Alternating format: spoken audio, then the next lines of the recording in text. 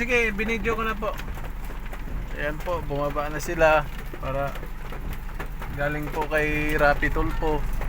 Naghingi po sila ng kunting tulong kay Rapi Tulfo. Ngayon, hindi ko na rin sila pamamasahin dito sa taxi. Hinatid ko lang po sila na libre, pati yung ano. Ito po yung bahay nila. Sige po.